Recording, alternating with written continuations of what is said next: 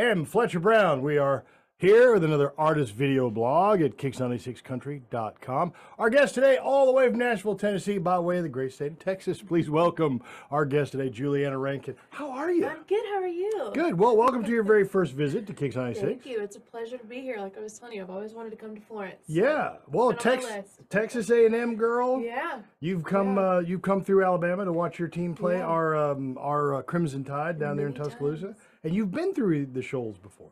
I have not. So this is my first time to come through here. I came through yesterday for a little bit, going to another city and going towards Russellville, and then kind of came through this area again this morning and made a stop here. So it's good to be here. Well, welcome to the Shoals. Welcome to one of the cradles of hit music in the United States. I mean, just like Nashville, Memphis, Detroit, LA, Muscle Shoals has an equally impressive music history. Oh, absolutely. It's rich in the history. Absolutely. And you are somebody I would expect to know that, being you know, raised on like classic country and blues, and these are your influences? Oh yeah, I mean, everything about it. Just, I always say my parents had impeccable taste, and my grandfather was a musician as well, and so I just was surrounded by it my entire life. Actually, yesterday I was able to go to Graceland for the first time.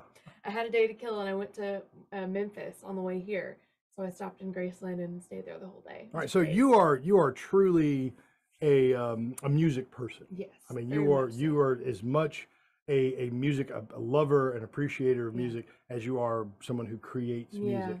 So talk to us then about growing up in the area of Texas that you did, those early influences, and what was it that pulls you in this direction? Yeah.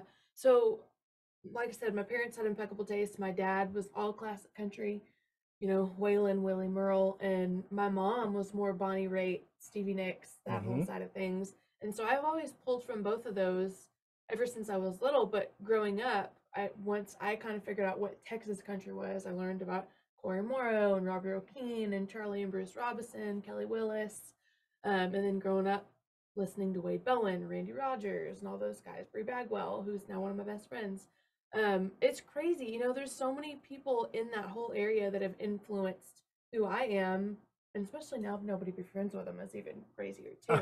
Absolutely. But, yeah, I opened for Robert O'Keefe last summer, and I was so starstruck. It was difficult at first, and it was at Texas A&M where we both went to school, so that was really fun. Okay. Yeah. Oh, okay. So when did you learn? At what point in your life did you realize, hey, I can sing? Not till I was in college. Really? Yeah. So like no singing before that? So I did. I take that back. So I sang in like a little talent show when I was a younger child. And I remember my mom, you know, coming home and telling, because my dad couldn't be there, and she was like, hey, did you hear your daughter sing at the talent show? And I was so embarrassed. Like, I don't know why I chose that. I think that was like the first time I probably ever sang. But then I didn't really get into it until college. I knew when I was younger that I could play piano by ear, but I never tried singing. Really? Yeah. Okay. So I kind of, that's how I started. I really played piano by ear growing up, and so I was sitting at home, and my mom used to love Everybody Loves Raymond. And I sat down at the piano one day while she was watching it, and I picked out the theme song on the piano, and she was like, oh my gosh, did you just do that? And so that's when I knew that I had it in me, and then just as I got older, it developed. Okay. Yeah. So then you end up going, you do college at Texas A&M, and you decide to begin singing. Was it before or after graduation that you said you made the decision to move to Nashville and make an actual run of this? Like, what were you studying in school? So I was a senior at A&M when it all kind of kicked into high gear. I was doing what every other kid was, singing at karaoke bars. And someone approached me and asked if I played anywhere else in town, and I was just confused because I didn't know what they meant. And I was like, what do you mean play? I don't even play an instrument. And so I was like, well, maybe I should give it a shot. I've taken 2 classes. I'm bored. I mean, so I went home to my parents' house and grabbed a guitar that we had hanging off the wall, and I learned how to play it my senior year. I just taught myself, you know, the basic, you know, 5 chords. And, you know, later that year, I kind of started writing songs, graduated in 2018. I was going to go to law school and just called it quits. So, wow. So once again, we have a story of someone who gave up a truly lucrative career to chase music. Yeah. Oh, you gotta love it. Money. Gotta love it. Well, I mean, you don't do this for anything but the passion of it. Yeah, You know, truly. you do this because you've got something to say. Truly. And you actually do have something to say. Now, the single is New Money. Yes. All right. And from that opening fiddle, which is so very, very comfortable. Thank you. It really is a lovely journey. Can you talk to us about that song? Did you write that? I did, yes. That was such a fun song to write because, and it's got a funny story, because the saying I got came from something my grandmother says, or Okay. she used to say.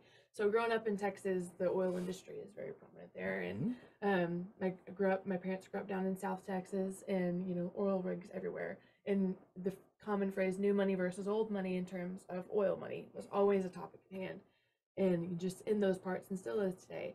But my grandma used to say that, and one day I had it written down on, you know, thousands of pieces of paper around my house and on my phone, just trying to figure out how I wanted to write it. And then one day I just said, "New money looks good on you." And I was like, that's it. And so I texted my friend, Garrett Mann, who plays guitar for the Statesboro Review, and he sent me a little lick that kind of helped give me the groove for the song. And we changed a couple lines in the studio, but yeah, it's out there, and I'm excited about it. Absolutely. The single is New Money. I promise you, if you're a country music fan, you're going to love it. I promise you that. You're the classic country influences and even the blues influences, like you mentioned, like Bonnie Raitt, all of that shines through. Julianna Rankin is our guest. If somebody is hearing this and going, I want to learn more about this young lady and I want to hear this music, where do they find you on the internet? You can go to juliannarankin.com. It's Julianna with 2 N's. I'm also on Instagram, Twitter, Julianna Rankin Music. It's all on Spotify, Apple Music, everything. And I'm on TikTok too. I'm trying that. So. Everybody who's anybody's on TikTok.